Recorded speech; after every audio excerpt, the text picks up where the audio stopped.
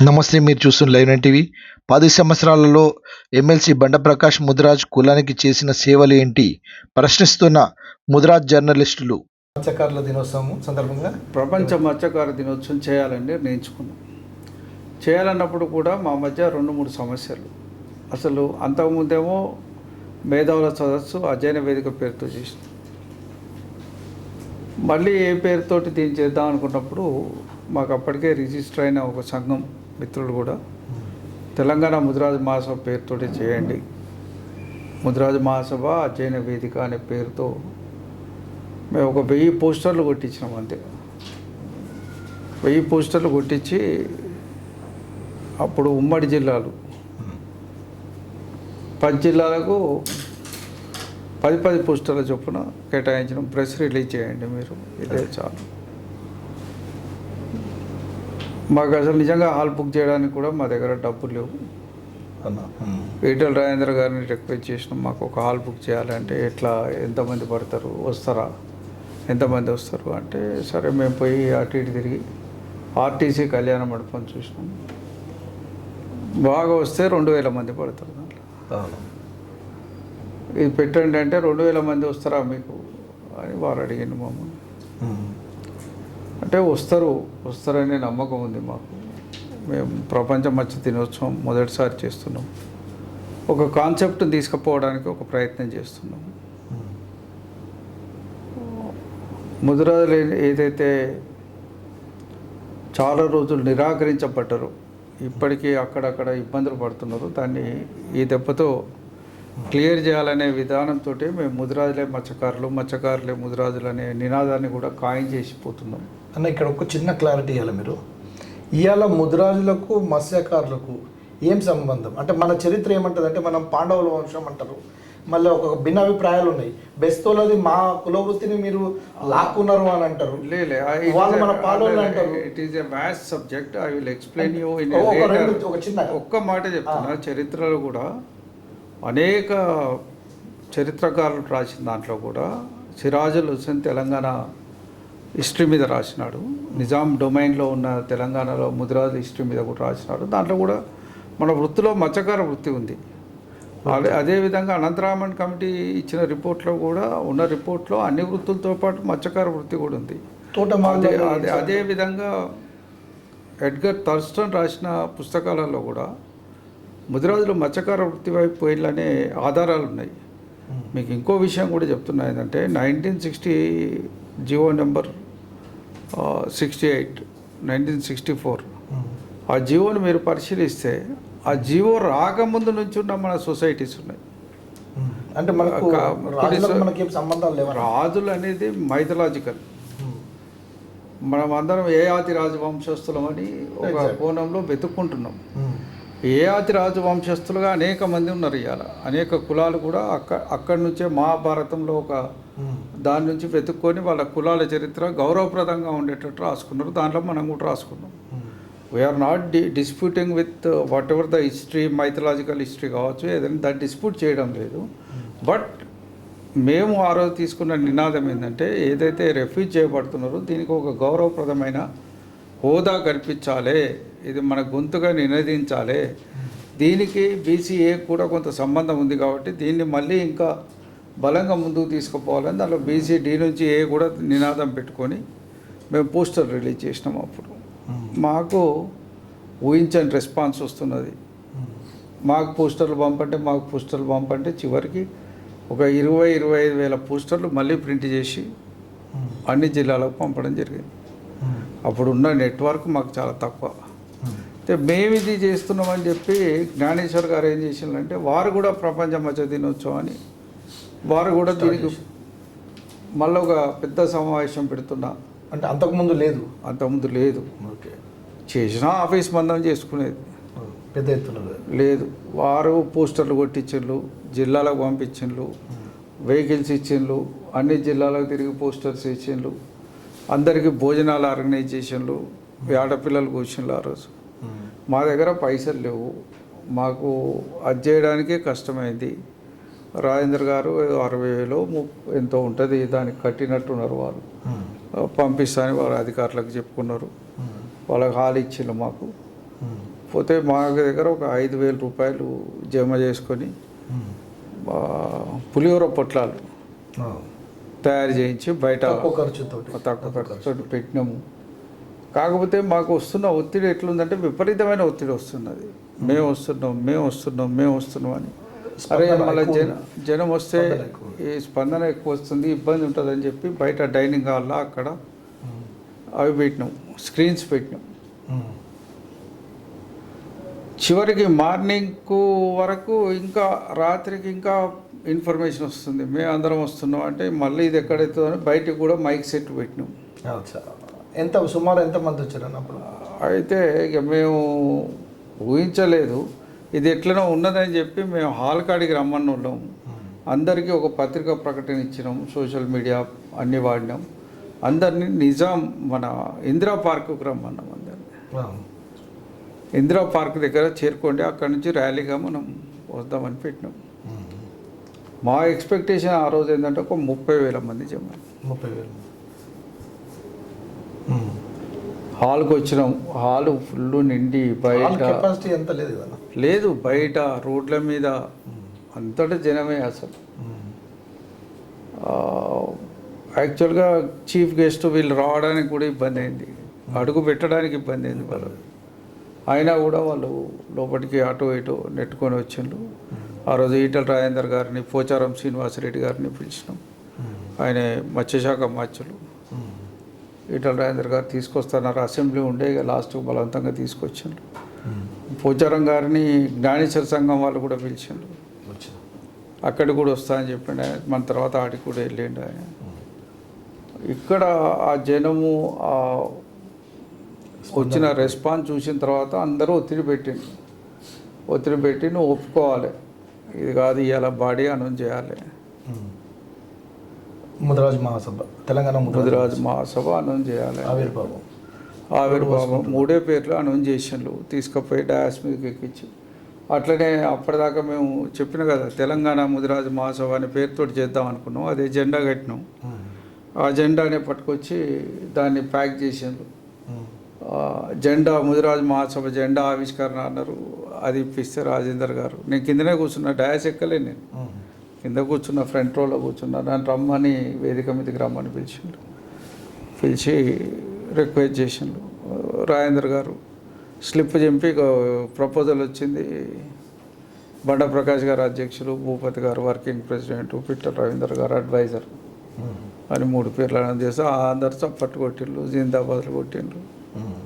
కొడితే అసలు నాకే ఇది అనిపించి దండం పెట్టి చెప్పిన, రెస్పాన్స్ ఉంది ఇట్లా ఉన్నారు కాబట్టి సరే యాక్సెప్ట్ చేస్తాను నేను అని చెప్పి. That is my acceptance on November 21st, 2014. అది తెలంగాణ ముదిరాజ్ మహాసభ ఆవిర్భావ దినోత్సవం. దాన్ని we are continuing regularly, we are doing the program also. దాని తర్వాతనే 2016లో ముదిరాజ్ సింహ గర్జన అని మీరు ఒకటి నిజాం కాలేజ్ గ్రౌండ్లో ఒక పెద్ద ఏర్పాటు చేసిరన్న. అయితే అది ఎందుకు ఏర్పాటు చేసిండ్రు ఆ రోజు? అది ఒకటే కాదు, వీ హ్యావ్ కంటిన్యూడ్.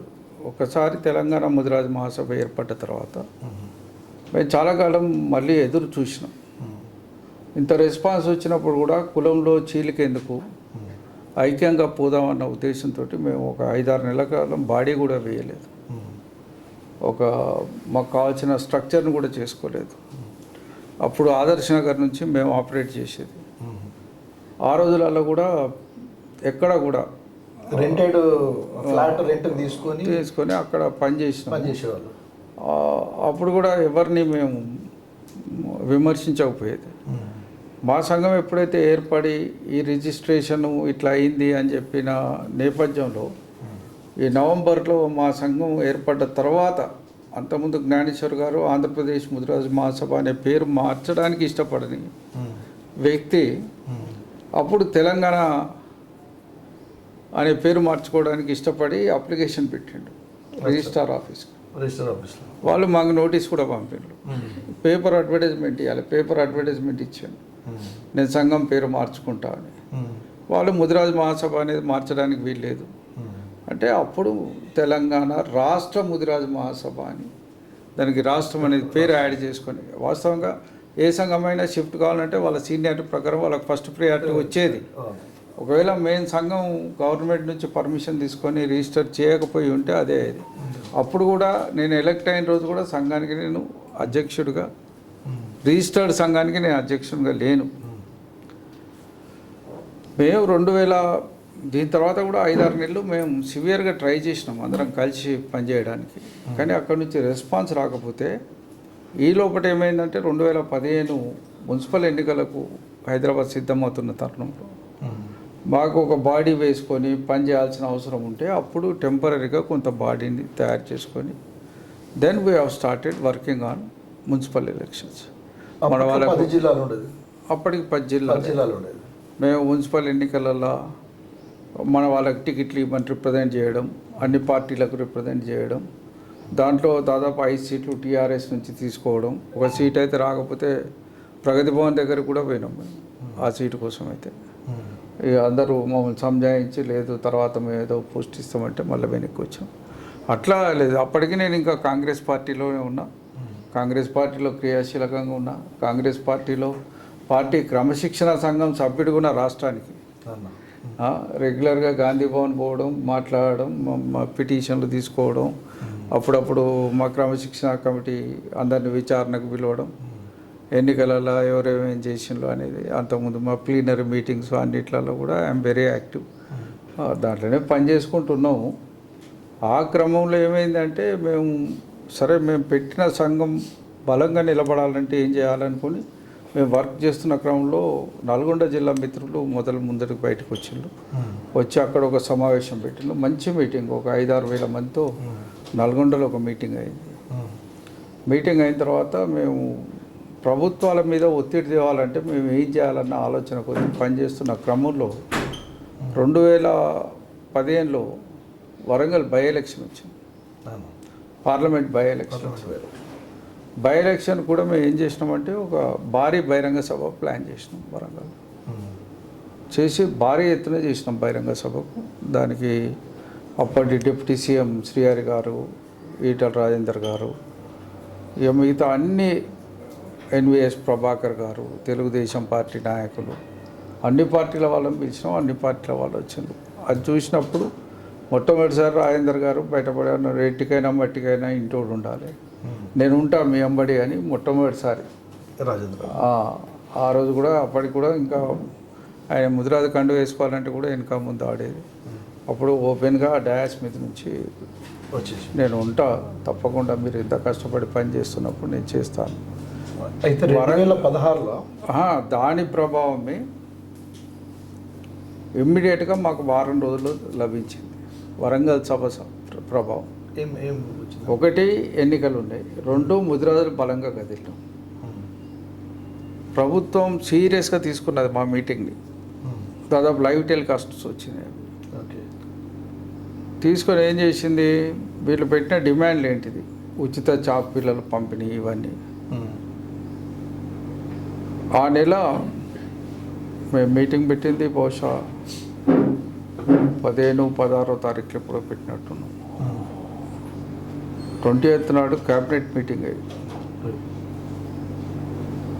క్యాబినెట్ మీటింగ్లో కేసీఆర్ గారు పిలిచి వాళ్ళు అడిగిన డిమాండ్లన్నీ చేయండి, వాళ్ళు జెన్యూన్గా అడుగుతున్నారు, వాళ్ళు అంత పెద్ద ఎత్తున కదిలి వచ్చి పని చేసినప్పుడు మీరు ఎందుకు చేస్తలేరు అంటే అన్న ఇక్కడ 2016లో ఆదిలాబాద్ నుంచి ఇప్పుడు ఇది నేను మాట్లాడేది ఇంకా 2015లో మాట్లాడాను నేను 15లో తీసుకున్నప్పుడు 2015లో దాని పర్యవసనం అదే రోజు రాత్రి మేము హైదరాబాద్కి వచ్చినాం. క్యాబినెట్ మీటింగ్ అయింది. మన బీసీ ఏ హామీ గురించి ఏం చెప్తారు, ఎందుకంటే బహిరంగ సభలో మాకు హామీ ఇచ్చిపోయిందని మేము వచ్చినాం మంత్రుల దగ్గరికి. పక్క క్వార్టర్లో ఈటల రాజేందర్ గారు, అవతల క్వార్టర్లో కడియం శ్రీహరి గారు ఉంటే వాళ్ళ దగ్గరికి వస్తే ముఖ్యమంత్రి గారు మీ గురించే మాట్లాడింది, ఇవాళ మీ గురించే చెప్పిండ్రు, మనకు మంచి రోజులు వచ్చినాయి అని చెప్పి ఒక మాటని మిమ్మల్ని కూర్చోబెట్టి మాట్లాడమని చెప్పిండ్రు, మీ డిమాండ్స్ తీసుకోమన్నారు, తప్పకుండా మీరు అడిగిన పనులన్నీ చేసి పెడతాం కానీ కొంచెం టైం తీసుకొని చేస్తామన్నారు. మాకు ఫస్ట్ టైము 28 సెప్టెంబర్ ఆ రోజే జిఎస్టీ మీద ప్రత్యేకమైన అసెంబ్లీ సమావేశమైంది. ఆ రోజు సెక్రటరియట్లో తెలంగాణ ముదిరాజు మాకు సంబంధించిన పెద్దలందరినీ అఫీషియల్గా పిలిచారు. మొట్టమొదటిసారి మత్స్య సహకార సంఘానికి సంబంధించిన అధ్యక్షులందరినీ అధికారికంగా పిలిచారు. మనతో పాటు గంగపుత్ర బెస్త సోదరులను కూడా పిలిచారు. 15లో 2015లో తెల్లారితో మర్నాడు రాజేందర్ గారు సీఎం తోటి కలిసి విదేశీ పర్యటన పోతున్నాడు. ఆ రోజులలో మమ్మల్ని పిలిస్తే మేము అక్కడ కూర్చొని మనకుండే డిమాండ్స్, మనకుండే ప్రొజెక్షన్స్, భవిష్యత్తు కార్యాచరణ, మా కులానికి కావాల్సింది, మత్స్య పరిశ్రమ కావాల్సింది, ఇవన్నిటినీ ప్రభుత్వం ముందర పెట్టగలిగినాం. దాంట్లో పోచారం శ్రీనివాసరెడ్డి గారు, ఈటల రాజేందర్ గారు, కాసేపు హరీష్ రావు గారు కూడా వచ్చిపోయినారు. వాళ్ళందరూ విన్న తర్వాత తప్పకుండా మీకు చేస్తామన్నారు. దాంట్లో మేము కొంత ఆ రోజులలోనే రిజర్వాయర్లలో మనం పెంచాల్సిన చేపల పెంపకం మీద కూడా వచ్చే కొత్త టెక్నాలజీకి కూడా మాకు సబ్సిడైజేషన్ ఇవ్వాలి, 75% సబ్సిడీ ఇవ్వాలి, అట్లా అనేక డిమాండ్లను పెట్టినాం. మేము ఉచితంగా చేప పిల్లల పంపిణీ జరగాలన్నాం. దురదృష్టవశాత్తు ఆ సంవత్సరం పెద్ద వర్షాలు పడలేదు, చిన్న కుంటలే నిండినాయి. ఏమి ఇచ్చినా ఈసారి బురదల పూసినట్టే అవుతుంది. కానీ చేద్దాం, ఎంతో కొంత చేస్తాం, కానీ నెక్స్ట్ ఇయర్ నుంచి కంటిన్యూ చేస్తామన్నారు. That scheme was continued from 2016. 15లో స్టార్ట్ అయింది, 16 నుంచి మొదలైంది. అదొక ప్రాసెస్. మనం ప్రభుత్వాలు మనం పిలిచి మాట్లాడడం అనేది ఒక కుల సంఘం చరిత్రలో మొట్టమొదటిసారి. దాని తర్వాత అనేక సందర్భాల్లో పోచారం శ్రీనివాసరెడ్డి గారి దగ్గర ఫిషరీస్ మీద ప్రత్యేక సమావేశాలు జరిగినాయి. దాంట్లో మత్స్యశాఖ జిల్లా అధ్యక్షులు అందరూ కూడా నిరంతరం పాల్గొన్నారు. చివరికి ఎక్కడికి పోయిందంటే క్యాబినెట్ ఒక సబ్ కమిటీ మత్స్య పరిశ్రమ గురించి వేసి దాన్ని ఎట్లా అభివృద్ధి చేయాలనే దానికి కూడా వెళ్ళింది. దాంట్లో ముందట కూడా రిప్రజెంట్ చేసినాం. I will explain in another face. అప్పట్లో దాని తర్వాత పశుసంవర్ధక శాఖలో మనది ఉండేదండి. ఇప్పటికైనా మత్స్యశాఖ, పశుసంవర్ధక శాఖ రెండు దాదాపు ఒక మినిస్టర్కే ఇస్తారు. దాంట్లో మత్స్యశాఖ కూడా ప్రత్యేకమైన శాఖనే దాంట్లో.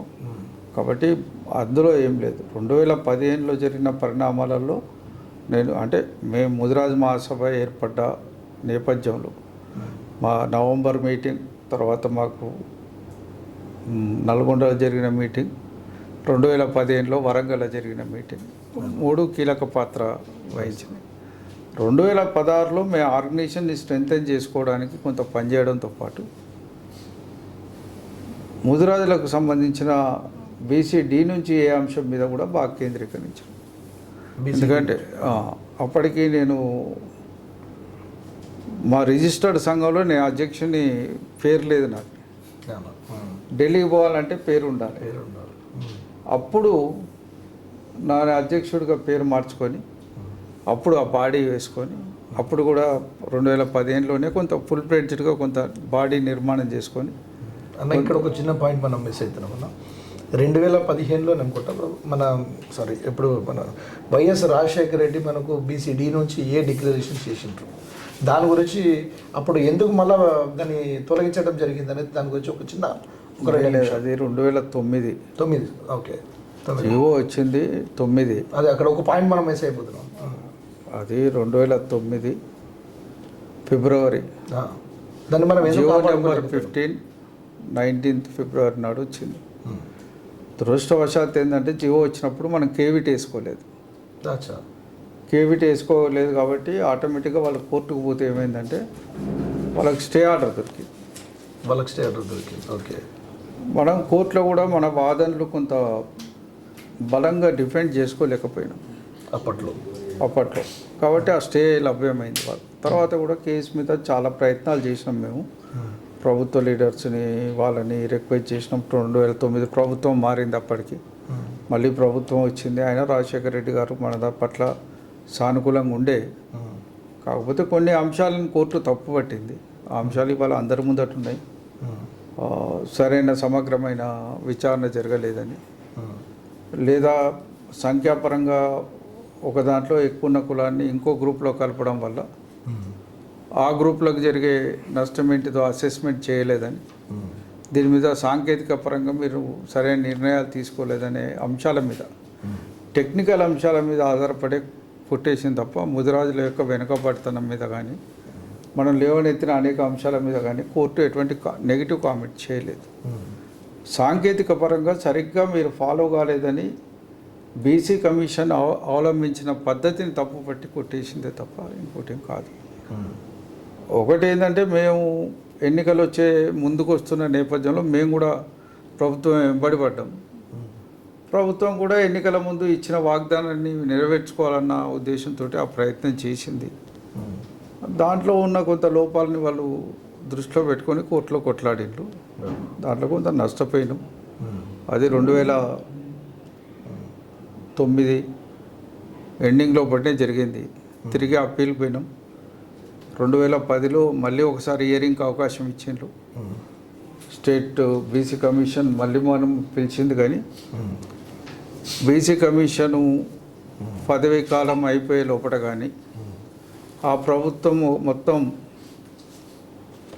మారే క్రమంలో అంటే 2014 దాకా కానీ 13 ఎండింగ్ దాకా కానీ ఆ ధవళ సుబ్రహ్మణ్యం కమిషన్ మళ్ళీ రిపోర్ట్ సుప్రీంకోర్టుకు పంపలేకపోయింది. ఈ లోపల ధవళ సుబ్రహ్మణ్యం కమిషన్ కాలపరిమితి అయిపోయింది.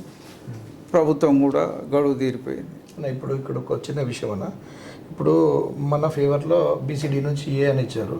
అయితే వీళ్ళు హైకోర్టుకి వెళ్ళారు బెస్ట్ అవుట్ చేసినప్పుడు మనము కేవిట్ అనేది వేసుకోకపోవడం, అప్పుడు ఎవరు బాధ్యతగా ఎవరు విస్మరించారు అన్న దానికి మీరు ఏం సమాధానం చెప్తారన్న?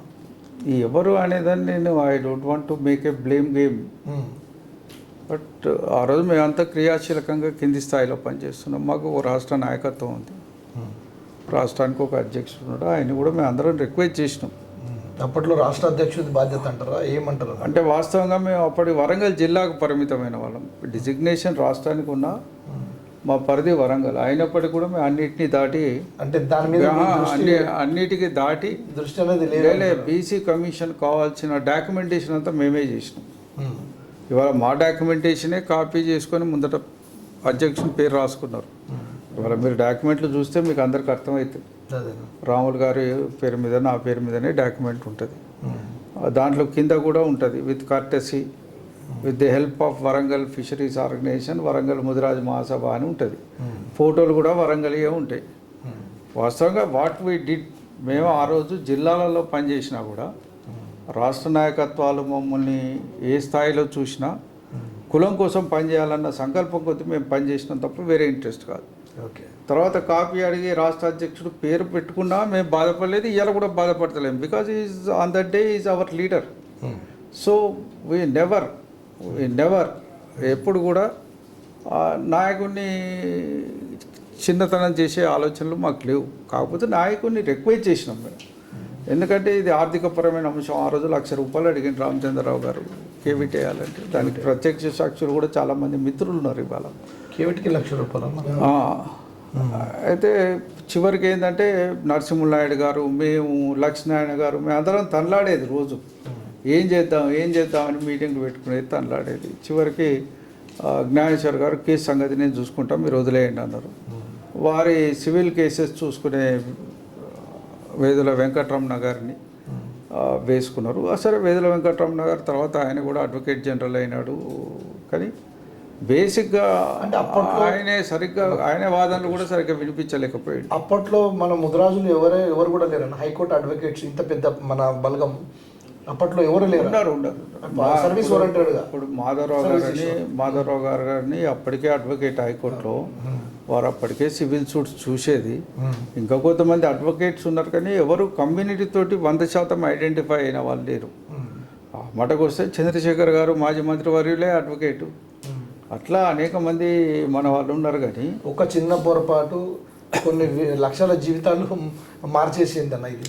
అంటే ఒక్కటి ఏంటంటే, అది పొరపాటు అందామా, తొందరపాటు అందామా, ప్రభుత్వ నిర్లక్ష్య వైఖరి అందామా, ప్రభుత్వం సరిగ్గా ఫ్రేమ్ చేయకపోవడం అందామా, ఆ రోజు మా ఒత్తిడి అంతా ఎప్పుడు జీవో తెచ్చుకుందామనే ఉంటుంది. ఎప్పుడు మన బీసీడీ నుంచి మారాలి అనేది ఉంటుంది. రాజశేఖర రెడ్డి గారు ఎడగలిసిన మా వాయిస్ అదే. ఇప్పుడు మీకు అందరికీ తెలుసు, 2004 కాంగ్రెస్ పార్టీ ఎన్నికల మేనిఫెస్టోలో రాసింది నేను ఆ రోజు Congress party manifesto sub committee సభ్యుడిగా బీసీలు, ఉమెన్, యూత్ మీద నేను పనిచేసిన మా చక్రపాణి గారి నేతృత్వం. సరే 2009 మేనిఫెస్టో కమిటీలో కూడా సభ్యుడిని, 2014 కాంగ్రెస్ పార్టీ మేనిఫెస్టో కమిటీలో కూడా సభ్యుడిని. అతి కొద్ది మందితో 2009 మేనిఫెస్టో రాజశేఖర రెడ్డి గారు సభ్యుడే, బండ ప్రకాష్ కూడా సభ్యుడే ఆ రోజు. అట్లా మేము పనిచేసినాం, పార్టీలో పనిచేసినప్పుడు ఒక పుట్టుస్వామి కమిషన్ ముందట కూడా మేము రిప్రజెంట్ చేసినాం, రాములు గారు మేమందరం కలిసి. పుట్టుస్వామి కమిషన్ ముందట నరసింహనాయుడు గారు కూడా రిప్రజెంట్ చేసినారు. జిల్లాలు పర్యటించినప్పుడు కూడా తెలుగుదేశం ప్రభుత్వ కాలంలో పుట్టుస్వామి కమిషన్ ముందర కూడా మేము ప్రజెంట్ చేసినాం. ఇప్పుడు యాక్చువల్గా బీసీడీ నుంచి ఉద్యమానికి ఉన్న చరిత్రలో వరంగల్ పాత్ర విపరీతంగా ఉంది. మేము రోజు దాని మీద అధ్యయనం చేసే ఒక దశ అదైతే ఒక దశ ఎక్కడి దాకా పోయినామంటే మేము అవసరమైతే ముదిరాజుల్ని గుర్తించినాం, ముదిరాజుల్ని మనం ఎస్టీలలో కలవాలని డిమాండ్ కూడా పెట్టినాం. అది కూడా అయితే ఒక దశలో డిఎన్టీ కింద మనం ఉన్నాం కాబట్టి, డినోటిఫైడ్ ట్రైబ్స్ కింద గుర్తించబడ్డాం కాబట్టి మనని ఎస్టీలకే పంపాలి, మన వాళ్ళకు అవకాశాలు రావాలి. మీరు ఒక మాట చెప్తే ఇలా బీదర్లో మన వాళ్ళంతా టోక్రీ కూలీ కింద ఉన్నారు, వాళ్ళంతా ఎస్టీలో ఉన్నారు, ఎస్టీ సామాజిక వర్గంలో ఉన్నారు. వాళ్ళు మహారాష్ట్రలో సరే మహాదేవ్ కూలీ అని పెట్టుకుంటారు, కానీ కూలీ అనేది బీసీ కింద. రాజ్యాంగం అనేక రాష్ట్రాల్లో ఇలా నార్త్ ఇండియాలో కూలీలుగా ఉన్నాం, ఒరిస్సాలో ఎస్టీలుగా ఉన్నాం, గుజరాత్లో ఎస్టీలుగా ఉన్నాం, బీసీలో ఓబీసీలుగా ఉన్నాం, భిన్నమైన దాంట్లో ఉన్నాం. ఇలా గుజరాత్లో మరి ఎస్సీల కింద ఉన్నాం, రాజస్థాన్లో ఎస్సీల కింద ఉన్నాం, ఇట్లా అనేక రాష్ట్రాల్లో, హిమాచల్ ప్రదేశ్లో ఎస్సీల కింద ఉన్నాం, పంజాబ్లో ఎస్సీల కింద ఉన్నాం, మరి అదే బీహార్లో బీసీల కింద ఉన్నాం. ఇట్లా అనేక రాష్ట్రాల్లో అనేక రకాలుగా ఉన్నాం. వీటన్నిటిని అధ్యయనం చేసి మేము బీసీ కమిషన్ ముందట రిప్రజెంటేషన్స్ కూడా ఇచ్చినాం. దృష్టావశాత్తు అది మనం సఫలీకృతం కాలేకపోయినాం. It is a very vast subject. నేను మీకు మొత్తం పుట్టుస్వామి కమిషన్ నుంచి ఇప్పటిదాకా జరిగిన పరిణామాలు కూడా I will explain you in details. Okay. అయితే ఇప్పుడు హైకోర్టు ఏమని ఇచ్చిందన్న ఆర్డర్? అంటే మన ఫేవర్లో ఇచ్చిందా లేకపోతే బెస్తోల ఫేవర్లో ఇచ్చిందా? అసలు ఏమన్నా మన ఫేవర్లో ఇవ్వలేదు, మన ఫేవర్లో ఇవ్వలేదు, మనకు వ్యతిరేకంగా కూడా ఇవ్వలేదు. అట్లని కాదు. హైకోర్టు చూసినది ఏంటంటే రెండే అంశాలు. ఒకటి ఏమిటంటే మన ఒక సర్వే జరగాల్సి ఉండే, బీసీ కమిషన్ సర్వే చేసి ఒక రిపోర్ట్ సబ్మిట్ చేయాలి. ఎప్పుడైనా గ్రూప్ మార్పేటప్పుడు మనల్ని అసెస్మెంట్ చేసేటప్పుడు ఒక సర్వే చేయాలనేది. ఆ సర్వే సరిగ్గా చేయలేదు అనే ఒక కామెంట్ చేసింది. That is one. అదొకటి, అది బీసీ కమిషన్ చేయాల్సిన సర్వే. రెండవది ఏంటంటే సాంకేతికపరమైన అంశం. ఎక్కువ సంఖ్యలో ఉన్నవాడు ఇంకో గ్రూప్లోకి మారితే ఇక్కడ తక్కువ అవుతుంది, ఇక్కడ ఎక్కువ అవుతుంది. ఒక తరాజు లాగా వేసుకోండి, వెయిట్ ఇక్కడ ఎక్కువ అవుతుంది, ఇక్కడ వెయిట్ తగ్గుతుంది. దీన్ని బ్యాలెన్స్ చేయాల్సిన అవసరం ఉండే కదా. ఇప్పుడు మనం బ్యాలెన్స్ ఎందుకు చేయలేదు? ఇక్కడ మనం బ్యాలెన్స్ మనం ఇళ్ళ కాకుండా ఇప్పుడు అట్లని కాదు, ఇక్కడ లేలే ఈడికెళ్ళి నువ్వు గ్రూప్ మార్చినప్పుడు ఈడికెళ్ళి కొంత పర్సెంటేజ్ తీయాల్సి ఉంటే ఆ పర్సెంటేజ్ ఆడ కలపాల్సి ఉంటుంది. వీళ్ళకి సరిపోయే పర్సెంటేజ్ ఇక్కడికి వెళ్ళి తీసి అక్కడ కలపాల్సి ఉండే అనే కామెంట్ చేసింది. అయితే సాంకేతికపరమైన అంశమే తప్ప వేరేది కాదు. ఇవాళ ఇప్పుడు ఒక చిన్నదన్న, ఇప్పుడు మనం ఇదే విషయం మీద అప్పీల్కి మనం సుప్రీంకోర్టు పోయేదానికన్నా కూడా మనము స్టేట్ గవర్నమెంట్లోనే మనము ముఖ్యమంత్రి గారి ద్వారా మన ఇంటర్నల్ స్టేట్లో మనము ఈ సమస్యను పరిష్కరించుకోలేకపోతే ఎందుకని మనం వెళ్ళాల్సిన ఆవశ్యకత వెళ్ళింది. ఆల్రెడీ మన వాయిస్ ఇక్కడ వినిపించడంలో మనము ఎందుకు విఫలమైనాం? హైకోర్టు కొట్టేసిన తర్వాత there is no alternative. High court కొట్టేసింది. కొట్టేసినప్పుడు ఎప్పుడైనా అపిలేటింగ్ అథారిటీ సుప్రీంకోర్టు. సుప్రీంకోర్టులో పోయి గెలిచి వస్తామనే ఆలోచనతో పోయినాం మనం. పోతే సుప్రీంకోర్టు 2010లో మళ్ళీ ఒక డైరెక్షన్ ఇచ్చింది. మళ్ళీ ఒకసారి హియరింగ్ ఇవ్వండి అని అన్నారు. వాళ్ళు హియరింగ్ ఇచ్చినారు. హియరింగ్లో మేము మొత్తం ఆధారాలు సబ్మిట్ చేసినాం. మీ సంఖ్య ఎక్కువ ఉన్నదని ఉంది కదా, ఇంత పెద్ద సంఖ్య అటు పోతే ఎట్లా అనేది ఒక ప్రశ్న. మేమేం చెప్పినామంటే ఎవడైనా కులాన్ని గ్లోరిఫై చేసుకోవడానికి ఎక్కువనే చెప్తాడు. సంఖ్య ఎక్కువ ఉంటే ఇగ్నోర్ చేయమని కదా. ఈవెన్ షావుకార్ లాంటి వాళ్ళు మీటింగ్ పెడితేనే 1,00,00,000 మంది అని చెప్తున్నారు. మాలాంటి కులం చెప్పకపోతే తప్పు అవుతుంది. అప్పుడు ఉమ్మడి ఆంధ్రప్రదేశ్ అది. కోటి మంది ఓట్లు వేసినప్పుడు వాళ్ళను గుర్తించాలా, ఓట్లు కావాలా కానీ మాకు రిజర్వేషన్ వద్దు అనడం ఇది ఎంతవరకు సమంజసం? కమిషన్ ముందట ఇవన్నీ వాదనలు లేవు కదా. కమిషన్ ముందట మనం వాదన పెట్టుకునేది ఏంటంటే ఏదైతే హైకోర్టులో మనల్ని ఇబ్బంది పెట్టిన అంశం ఉందో దాని మేరకే పరిమితమై ఆర్గ్యుమెంట్ నడుస్తుంది. ఈరోజు ఈ ప్రశ్న ముదిరాజ్ జాతి ప్రశ్నిస్తుందన్న ఇది ఖచ్చితంగా. ఓట్లు అడిగేటప్పుడు మనది పెద్దన్న పాత్ర ఉంటుంది.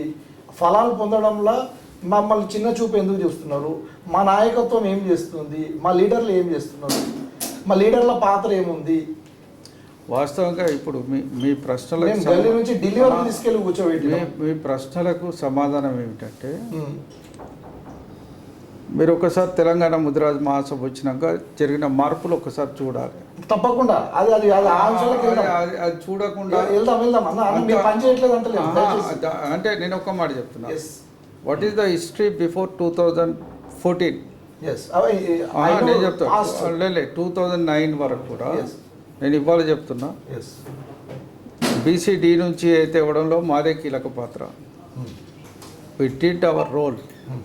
డాక్యుమెంటేషన్ చేయడంలో కానీ, జియో తేవడంలో కానీ, రాజశేఖర్ రెడ్డి గారిని ఒప్పియడంలో కానీ మా పాత్ర ఉంది. వారు ఇచ్చిన హామీ ఉంది. హామీ రాయడానికి కూడా మా పాత్ర ఉన్నది. అది కాంగ్రెస్ పార్టీ మేనిఫెస్టో పెట్టడంలో కూడా మా పాత్ర ఉంది. చేసినాం. 2014 తర్వాత టీఆర్ఎస్ గవర్నమెంట్ వచ్చిన తర్వాత you can see the lot of change in our activity. ఇవాళ గ్రామీణ ప్రాంతాల్లో అనేక కార్యక్రమాలు చేసినాం. కింది స్థాయి దాకా కమ్యూనిటీ ఆర్గనైజేషన్ పోయేటట్టు చేయగలిగినాం. గ్రామాలలో కూడా జెండా ఎగరేసి గౌరవంగా నిలబెట్టేటట్టు చేయగలిగినాం. ఇవాళ ఫిషరీస్ సెక్టార్లో అద్భుతమైన విజయాలు సాధించినాం. జీవోలు తీసుకొచ్చినాం. ఇప్పుడు తెలంగాణ వచ్చినాక ముదిరాజు అనేది చాలా బలోపేతమైందన్న. గుర్తింపు కూడా వచ్చింది. ఇవి ఇప్పుడు ముదిరాజుల క్వశ్చన్ ఏంటంటే ఇంకా ఎన్నేళ్ళు మిమ్మల్ని ఇంకా హైకోర్టు సుప్రీంకోర్టు అనుకుంటా మాకు అన్ని చూపిస్తున్నారు కానీ ఈ బీసీడీ నుంచి ఏలోకి ఎందుకు తీయడంలో జాప్యం? 10 సంవత్సరాలు ఒకటి చెప్తున్నా, లెట్ బి కంప్లీట్ అన్న. 10 సంవత్సరాలు అవకాశం ఉన్నప్పుడు సుప్రీంకోర్టు అని మనం సుప్రీంకోర్టులో ఈవెన్ బీసీ కమిషన్ నివేదికనే ఆపి పెట్టిండ్రు టీఆర్ఎస్ గవర్నమెంట్ ఉన్నన్ని రోజులు. మేము కూడా వినోద్ అన్న కూడా రాములు గారిని వెళ్ళి మేము ఒకసారి కలవడం కూడా జరిగింది అప్పట్లో. మీకు ఒక్క విషయం చెప్తా వినండి. 2000 మీకు ఒక వాస్తవం తెలవాలంటే 2010లో మేము second time BC commission argument పిలిచినప్పుడు నేను వెళ్ళినాను. ఉప్పర్ నారాయణ గారు ఉన్నారు, ఆయనే కాసాని జ్ఞానేశ్వర సంఘం సెక్రటరీ, ఆయన ఓల్డ్ సిటీ కృష్ణారావు గారు ఉన్నారు. నాతో పాటు స్వర్గస్థులైన తూకారాం గారు ఉన్నారు వరంగల్ నుంచి. మాకు మల్లేశం గారని మా ఫిషరీస్ ప్రెసిడెంట్ గారు ఉన్నారు. అనేక మంది మేము సెకండ్ టైం గుడ్రాములు గారు ఉన్నారు. సెకండ్ టైం ఆర్గ్యుమెంట్ పోయినాం.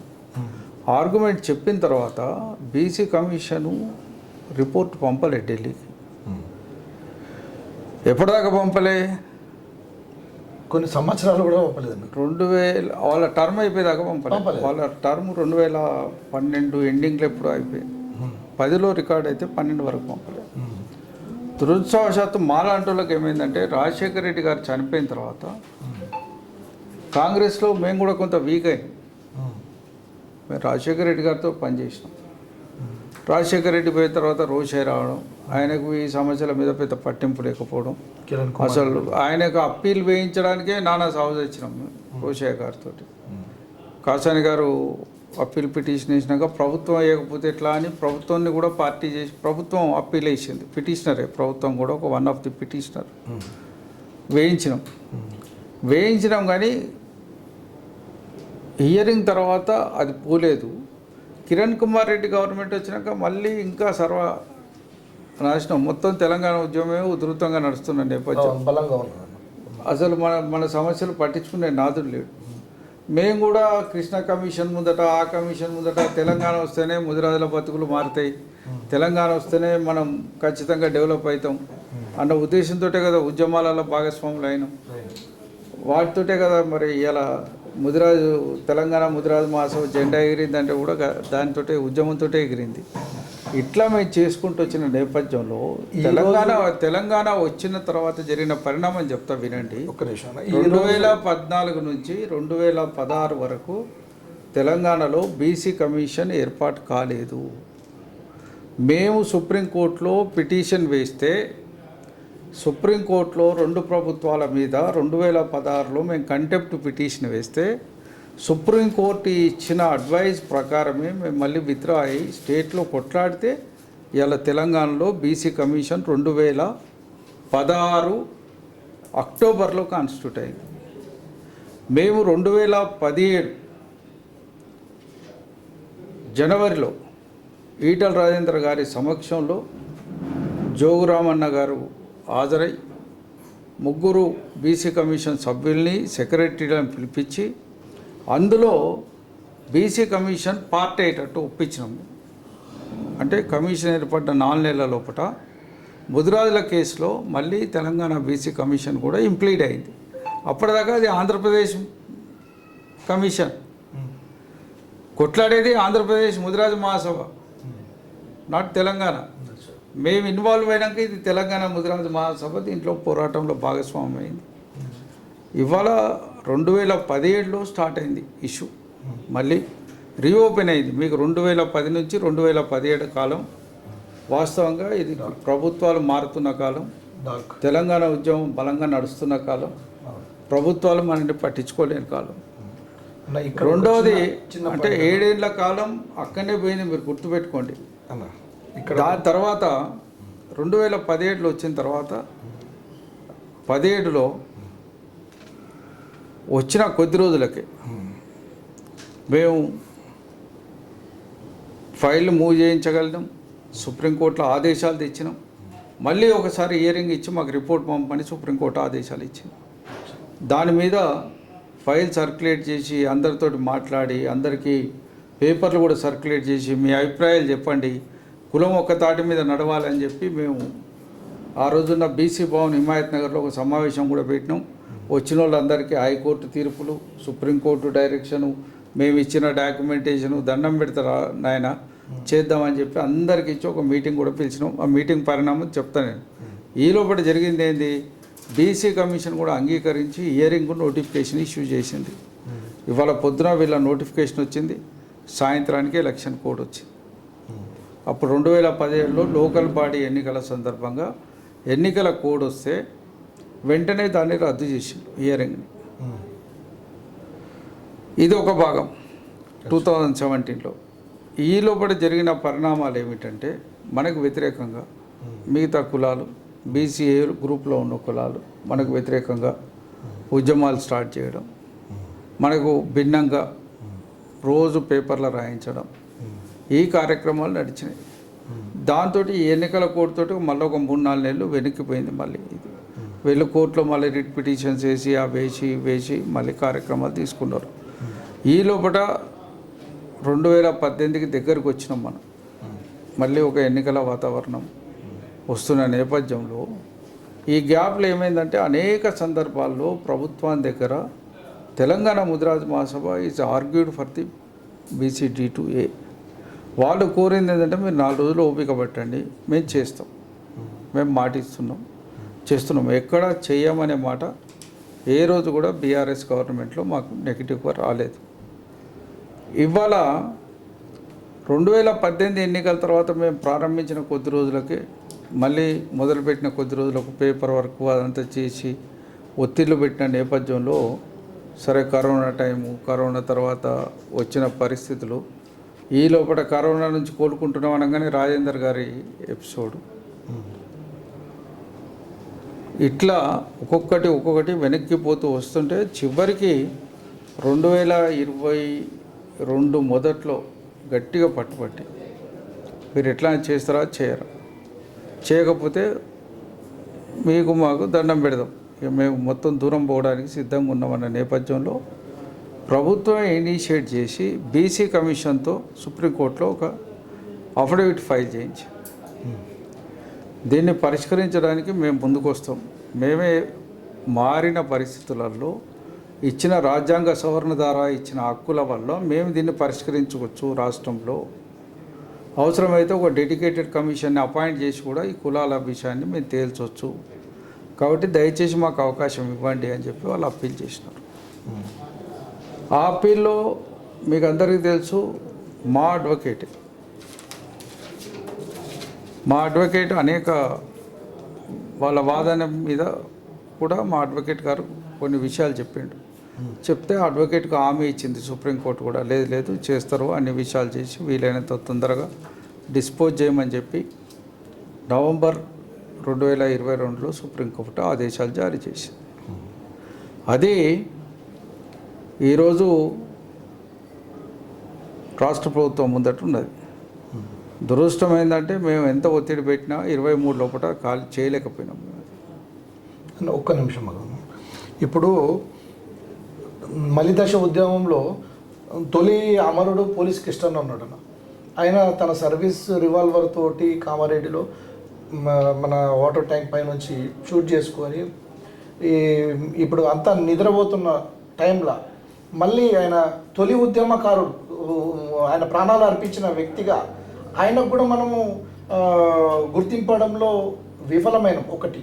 రెండవది ఏంటంటే ఆయన ద్వారా బీసీడీ నుంచి ఏకి మనకు వస్తుందేమో, అంటే ఆయన ఇంత ప్రధాన పాత్ర ముదిరాజులు పోషించారు. ఈ టీఆర్ఎస్ గవర్నమెంట్ రావడానికి, కేసీఆర్ ముఖ్యమంత్రి కావడానికి ఇంత ప్రధాన పాత్ర పోషించినాక కూడా ఒక సందర్భంలో కేసీఆర్ అన్నాడు, నేను కూడా ముదిరాజు బిడ్డ తల్లి పాలు దాగి నేను ఈ కుర్చీలో కూర్చున్నా అని. నేను కూడా ఆ రోజు ప్రగతి భవన్లో ఉన్నా, మీరు కూడా ఉన్నప్పుడు ఆ మాట అన్నాడు. ఎందుకు మనను సవతి ప్రేమకు చూపించినట్టు మనల్ని ఎందుకు అణచివేసిండ్రు ఈ 10 సంవత్సరాలు? ఇది మన ముదిరాజ్ జాతి ప్రశ్నిస్తుంది. ఇది మా నాయకత్వ లోపమా, లేకపోతే మేము ప్రెజర్ చేయకపోవడమా? ఇవాళ బీసీడీ నుంచి ఏలోకి కానీ లేకపోతే ప్రత్యేక కేటగిరీ తీసుకోవడంలో మేము ఎందుకు విఫలమైనాం? మేము ఈ జాతిలో పుట్టడమే మాకు అన్యాయమా? ఈ జాతిలో పుట్టడమే మా శాపమా? ఈరోజు కూడా మేము ఇక్క దుక్క ఏ డిపార్ట్మెంట్లో మీరు ఒకటి సర్వే చేసి చూడండి అన్న, ప్రతి డిపార్ట్మెంట్లో మన శాతం ఎంతున్నది ఒక్కసారి బహిర్గతం తీసుకుంటే 0.1 ఉండొచ్చు అనుకుంటున్నాను నేను. అంత తక్కువ మనోళ్ళు ఉన్నారన్న. నేను కూడా ప్రతి ఒక్కసారి ఎంఆర్ఓ ఆఫీస్లోకి వెళ్ళి మా వాడు ఎక్కడ ఉన్నారు, ఇక్కడ ఉన్నారా ఎవరైనా అంటే కూడా ఎవరు లేరు అన్న చాలా సందర్భాల్లో కనబడ్డది. అట్లాంటి పరిస్థితుల్లో ఉన్నప్పుడు అన్న మనం ఇంత జరిగిందంటే దాన్ని మనం పోరాడకపోవడం అనేదా మన నాయకత్వ లోపమా, మా లోపమా, ముదిరాజులు నిద్రపోవడమా? ఎందుకంటే అన్నీ మిమ్మల్ని అడిగి మీ మీద వేయడం కాదు. మీరు ఎక్కడికి రమ్మంటే మేము అక్కడికి రావడానికి రెడీగా ఉన్నాం. మేము మొన్న కూడా రేవంత్ రెడ్డి గారు కామారెడ్డి సభలో చెప్పారు బీసీడీ నుంచి ఏలోకి ఇస్తామని. ఇప్పుడు కూడా ఏంటి, టీఆర్ఎస్ ఇప్పుడు గవర్నమెంట్లో లేదు. ప్రశ్నించాల్సిన వాళ్ళు, రోడ్ల మీదకి మమ్మల్ని రప్పించాల్సిన వాళ్ళు, మనము నాయకత్వ లోపంతో మనము ముందుకు పోలేకపోతున్నాము. ఇది ఎక్కడి శాపం? ఎందుకు మోచేతి కింద నీళ్ళు తాగడానికి ముదిరాజ్ సమాజం ఇష్టపడుతుంది? రాజ్యాధికారం కావాలన్న దానికి ముందుకు పోలేకపోతున్నది. దీని మీద ముదిరాజ్ జాతి ఈరోజు ప్రశ్నిస్తుందన్న. ఈరోజు ఏ విధంగా ముందుకు పోతే మనం రాజ్యాధికారం పొందాలి అనేది వాస్తవంగా ముదిరాజులో చైతన్యం లేక కాదు, పోరాట పటిమ లేక కూడా కాదు. వాస్తవంగా ప్రభుత్వాలు మారుతున్న క్రమంలో ప్రభుత్వాల ముందట ప్రియారిటీస్ కూడా మారుకుంటూ వచ్చింది. మన కోసం కార్యక్రమాలు పెట్టాలనుకున్నప్పుడు 2017 సర్ రాజేందర్ గారు అది పోదన్న. ఇప్పుడు ఫస్ట్ తొలి అమరుడు పోలీస్ కృష్ణన్న శ్రీకాంతాచార్య. వాస్తవంగా తొలి అమరుడు ప్రయత్నం చేసిన వాడు శ్రీకాంతాచారి. మరణించడానికి 29 ఎగ్జాక్ట్ డిసెంబర్ నాడు ఆయన ఆత్మాహుతికి ప్రయత్నం చేసినాడు, కానీ మరణించింది 3వ తారీఖు.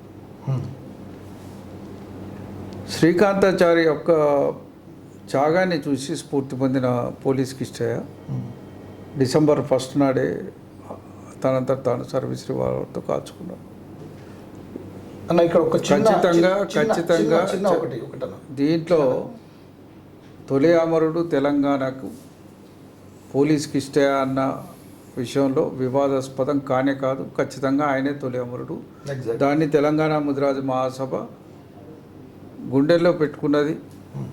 దాన్ని బయటి ప్రపంచానికి నిరంతరం చాటుతున్నది. ప్రతి సంవత్సరం కార్యక్రమం మనం అదే చేస్తున్నది కూడా కార్యక్రమం చేస్తున్నాం, ముదిరాజు మహాసభే చేస్తున్నది. చేస్తుంది.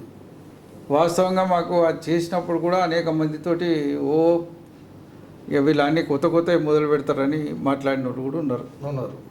మేము పోలీస్కి ఇష్టాన్ని చేసినాం. ఇక్కడ శ్రీకాంతాచారి మరణం పట్ల భిన్నాభిప్రాయాలు ఉన్నాయన్న.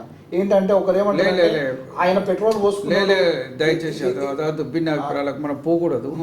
ఎవరైనా అమరులను గౌరవించాలి. ఓకేనా. We don't want to go in to the disputed comments. Okay. Srikanthachari అయినా పోలీస్కి ఇష్ట అయినా తెలంగాణ కోసం అమరత్వం పొందిన వాళ్ళని కించపరచడం మనకు భావ్యం కాదు. కాకపోతే తొలి అమరుడు అనే దాంట్లో ఎవరిని మనం బాధ పెట్టడం లేదు. తొలి అమరుడు ఖచ్చితంగా పోలీస్కి ఇష్టాన్ని అవుతాడు. మరి కాకపోతే గుర్తించట్లేదన్న. ఇప్పుడు మీరు గుర్తించలేకపోవడం అనేది కరెక్ట్ కాదు. అమరవీరుల స్మారక స్తూపం విగ్రహ అది మొత్తం ఆవిష్కరణ జరిగిన రోజు ఒక 4-5 కుటుంబాలని పిలిచి వేదిక మీద సత్కరించిన దాంట్లో పోలీస్కి ఇష్టం కుటుంబం ఉన్నదనేది మీరు గుర్తుపెట్టుకోవాలి. అన్న ఈరోజు ప్రతి పోలీస్ స్టేషన్లో ఆయన ఫోటో ఉండాల సినిమా. అది పోలీసు వాళ్ళు తీసుకోవాల్సిన చర్య, అది ప్రభుత్వాలు తీసుకోవాల్సిన. ఇప్పుడు తెలంగాణ అమరవీరులను గుర్తించుకోవడానికి ప్రభుత్వం ఒక అమరవీరుల స్మారక స్తూపం కట్టింది. అమరవీరుల స్మారక స్తూపం ఆవిష్కరణలో కూడా పోలీస్కి ఇష్టన్న కుటుంబాన్ని 5 కుటుంబాలు 4 నుంచి 5 కుటుంబాలను సత్కరించారు. దాంట్లో పోలీస్కి ఇష్టన్న కుటుంబం ఒకటి, శ్రీకాంతాచారి కుటుంబం ఒకటి, ఇట్లా 4-5 కుటుంబాలని ఆ రోజు సత్కరించారు. ఈరోజు కూడా పోలీస్కి ఇష్టన్న కుటుంబానికి ఇవాళ ఆయన భార్యకు ఉద్యోగం ఇప్పించినారు, ఆయన కొడుకు ఉద్యోగం ఇచ్చినారు. రెండోది వాళ్ళు ఇల్లు కట్టుకోవడానికి కరీంనగర్లో విలువైన స్థలం ఇచ్చిండ్రు. ఆ ఇల్లు కట్టడానికి ఆర్థిక సహాయం చేసినారు. వారి కుమార్తెని మెడిసిన్ చదివించినారు. ఇప్పుడు మెడిసిన్ తర్వాత మళ్ళీ పీజీ కోర్సు కూడా చేయిస్తున్నారు వాళ్ళ డాటర్ని. ఇది గతంలో ప్రభుత్వంలో ఉన్న తెలంగాణ రాష్ట్ర సమితి చేసింది. ఇవాళ దానికి కేసీఆర్ గారు వ్యక్తిగతంగా వారికి సహాయం చేస్తున్నారు కుటుంబానికి. ఇది ఇవాళ క్రిస్టయ్య అమరుడు, తొలి అమరుడు అనేది తొలి అమరుడు పోలీస్కి ఇష్టన్న అనే విషయంలో అసలు వివాదాస్పదమే కాదు. నిజంగా తొలి అమరుడు అని బయటికి తీసుకొచ్చిన చరిత్ర ముదిరాజ్ మహాసభకే దక్కుతుంది. ఎవడు దాన్ని పట్టించుకోలే. అసలు వాస్తవంగా దాన్ని బయటికి తీసుకురాలే, ఎవడు మాట్లాడలేదు. ఇవాళ మేము వరంగల్లో ఈ హైదరాబాద్లో మరి అమరవీరుల స్మారక స్తూపం దగ్గర మేము కార్యక్రమాలు చేయడమే కాదు, December 1 ఇందల్వాయిలో కూడా ఆయన విగ్రహాన్ని ప్రతిష్టాపింపజేసి అక్కడ కూడా ఆయన విగ్రహంకు పూలమాలు వేసి అక్కడ కూడా ఒక భారీ బహిరంగ సభ చేసినాం. December 1, 2016 మరి నిజామాబాద్లో ఒక పెద్ద భారీ బహిరంగ సభ చేసినాం. ఏది చేసినా ముదిరాజు మహాసభ చేసిన తప్ప ఎవరికి మాట్లాడే అర్హత కూడా లేదు వేరే వాళ్ళకు. ఇది ముదిరాజు బిడ్డల యొక్క గౌరవం కొద్దీ, ముదిరాజు బిడ్డల యొక్క ఆత్మగౌరవం కొద్దీ తెలంగాణ ముదిరాజు మహాసభ చేసిన కార్యక్రమే తప్ప వేరే వాళ్ళు చేయలేదు. అసలు వేరే వాళ్ళు ఇలా పండుగ సాయన చరిత్ర బయటికి తీసుకొచ్చింది తెలంగాణ ముదిరాజు మహాసభ. కేవల్ కిషన్ జాతరని అధికారికంగా గుర్తింపజేసింది తెలంగాణ ముదిరాజు మహాసభ. ఎకరం భూమిని, రిజర్వ్ ఫారెస్ట్ భూమిని స్మారకానికి కేటాయించింది ముదిరాజు మహాసభ. ఇవాళ ప్రభుత్వం మీద ఒత్తిడి తెచ్చేసినాం, దాన్ని అధికారికంగా జాతర కింద గుర్తించింది ముదిరాజు మహాసభ. మేము పాలిటిక్ కూడా ఎవరు ఏమనుకున్నా ఖచ్చితంగా మేము విశ్వసించేది, గౌరవించేది తొలి అమరుడుగా పోలీస్కి ఇస్తానని మాత్రమే. ఇప్పుడున్న కాంగ్రెస్ గవర్నమెంట్ కూడా రిప్రజెంటేషన్ ఇచ్చిన దాఖలాలు కూడా లేవన్నా. అంటే ఇంకా జాతి నిద్రపోతుంది, జాతి నాయకులు నిద్రపోతున్నారు. ఏంటంటే ఒక తొలి అమరుడు మనకు, ఎందుకంటే మనము ఇంత పాత్ర ఉంది ఒక తెలంగాణ రాష్ట్ర సాధనలో ప్రధాన పాత్ర ఉన్నది. ఖచ్చితంగా దాన్ని చేసినాం. ఇవాళ కూడా చెప్తున్నాం, అమరవీరుల స్మారకం ఇనాగ్రేషన్ లో ఆత్మ అడుగుతుందన్నా, ఎందుకు నన్ను గుర్తించట్లేదు అని ప్రశ్నిస్తుంది ఈరోజు పోలీస్కి ఇష్టన్నా. ఇష్టమైన పనులు చేయగలిగింది ఒక తెలంగాణ ముదిరాజు మాసం, వేరే వాళ్ళకి అర్హత కూడా లేదు. ఇదెందుకు విస్మరించారు? విస్మరించలేదు. ఖచ్చితంగా మీరు అమరవీరుల స్మారక స్తూపం పోయి చూడండి. మీరు అమరవీరుల ఎంత దూరం అయితే ఉందో పోలీస్కి ఇష్టన్న తొలి అమరుడు అన్నంత దూరం, రెండు ఈక్వల్ డిస్టెన్స్ అనేది వస్తున్నట్టు ఇది యావత్ ముద్రాజ్ జాతి ప్రశ్నిస్తుంది. ఇది తప్పది. పోలీస్కి ఇష్టాన్ని ఎప్పటి వరకు గుర్తిస్తారన్న? ఇది ప్రభుత్వం గుర్తించాలి. ప్రభుత్వానికి మీరు సిఫారసు ఖచ్చితంగా ప్రభుత్వంతో మేము డిమాండ్ చేస్తున్నాం, మాట్లాడుతున్నాం, చేస్తున్నాం. అమరవీరుల స్మారక స్తూపంలో పెట్టించినాం, పోలీస్కి ఇష్టంగానే ప్రథమంగా పెట్టించినాం. దయచేసి మీరు అది ఓపెన్ అయినాక పోయి చూస్తే మీకే తెలుస్తుంది. అట్లా అన్న ఇవన్నీ ప్రశ్నలు ఏంటంటే ముద్రాజ్ జాతి ప్రశ్నిస్తుంది అన్న. ఇది ఇవాళ మీరు ఒక్కటే బ్రేక్ తీసుకు పోలీస్కి ఇష్టన్న విషయం అంతకుముందు ఎవరైనా మాట్లాడిండా? ఈ వీడియో కనుక మీకు నచ్చినట్టయితే లైక్ చేయండి, సబ్స్క్రైబ్ చేయండి, షేర్ చేయండి, గంట సింబల్పై క్లిక్ చేయండి.